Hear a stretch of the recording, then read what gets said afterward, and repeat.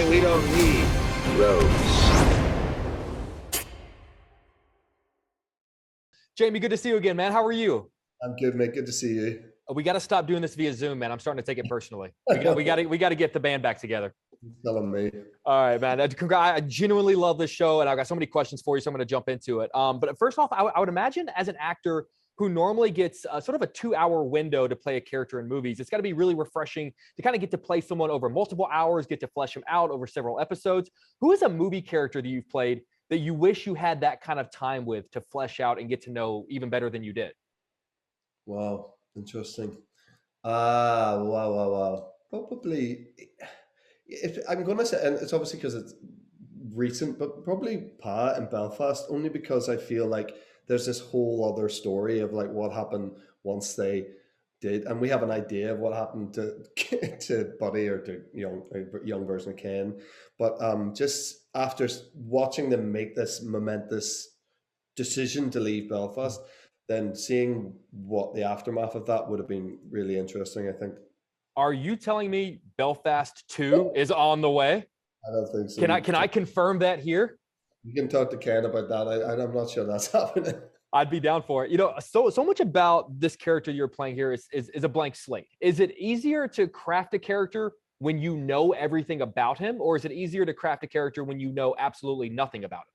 Well, it's interesting because usually my process when you're playing someone is you do all the backstory, you try to build this idea of who it is, and then you try to forget it all because as human beings, we don't go through life always going, oh, I better remember like that incident in school. Like you just like you know it, and then you let it go, and it just lives somewhere in the sort of the sidelines.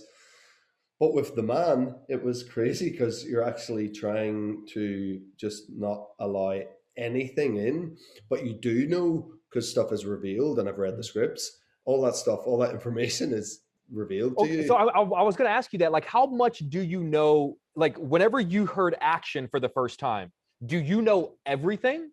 I know because episodes 5 and 6 were still being written when we were shooting it, and I feel like Jack and Harry there were still alterations or changing their mind or alternate endings.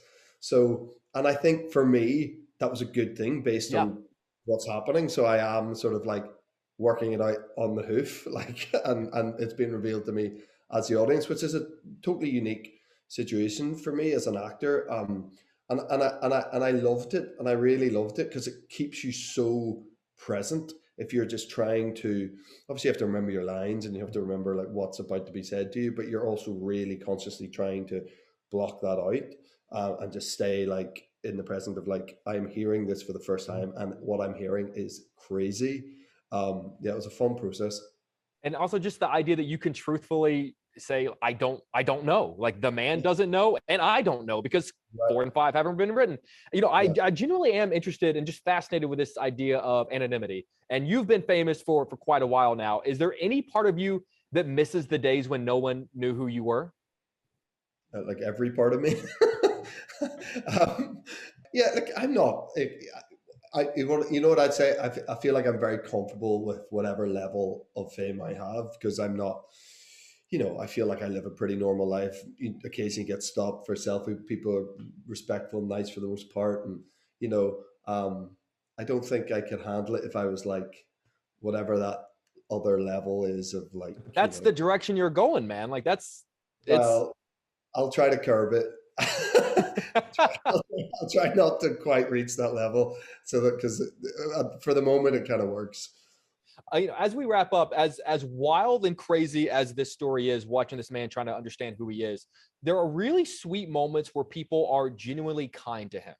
And those moments really affected me. And I know that's not the focus of the show, but those moments I went like, oh my God, like these people, do you remember those moments for when you're a young actor coming up in this business? Is there one moment of kindness that stands out to you where you remember that you kind of needed to be pointed in the right direction? Sure, I think it's more of a collective of very small moments, you know, and I feel like my whole thing in life is about being kind and considerate, and it's the only thing that, you know, we're constantly trying to funnel into our children, you know, is that, and how far that goes. And it's interesting you say that, because it really matters. And in those moments when people are kind of considerate, or take you aside, and then you don't forget them. As I say that, I can't remember any times other than a more just sort of general kind of. I haven't. I tell you this, like I probably only have one or two people I've ever worked with who I haven't thought are like that, you know, who are the opposite of that. I also think that I've been lucky that I've always have been pretty level headed about where I'm at, and I don't think I've ever been someone who really is like, oh, listen, we need to have a word with him. He's seemingly going a bit off the rails or whatever. So yeah, I think I've always been lucky that I've been surrounded by people who are that way inclined. Well, you've always been kind to me, man. You and I've talked 1,000 times, and I always love it, man. And I hope I get to talk to you 1,001 time. So, man, I hope bless you and your family. I hope you're all doing well, and hope the next time we're together is all in person, man. Yeah, thanks, Jake. That'd be All great. right. Good to see you, buddy.